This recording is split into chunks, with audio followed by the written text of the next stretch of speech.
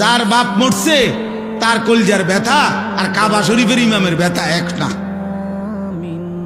কথা বোঝেন নাই? আমার বাপ মরছে, আমার কলিজার ব্যথা, আর এই জায়গার মধ্যে যদি কাবা শরীফের ইমামরা দাঁড় করান, উনি তো হলো কমন দোয়া, কারণ উনি তো প্রত্যেক দিনে দোয়া করে, তো ওনার বাপ না।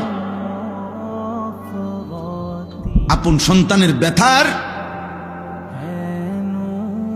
আলগা ব্যথা তো এক হবে না বাপ। ইমাম সাহেব যত সুদ দিয়েই কোক, যত টাইনে টুইনেই কোক।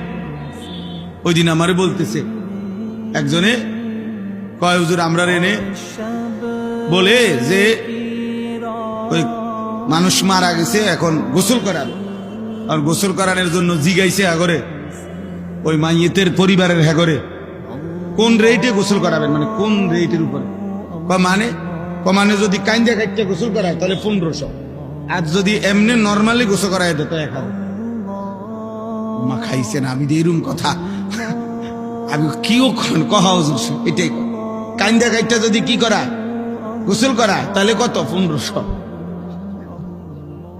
আর যদি এমনি গোসল করাইয়া দেয় তাহলে 1000। এই হলো রেট। এইটা এই বেড়ার ব্যথা, এই বেড়ার কান্দা কাইটা, এই কান্দা আর সন্তানের কান্দা বরাবর, এই তো 1500 টাকার কান্দা, ঠিক না বলেন? এই তো 1500 টাকার ভিতরে হিসাব। হে কাইনবো তো দূর হিসাব করে 1500 টাকা যে দূর, তার তো আরো আছে দোয়ানি। আহ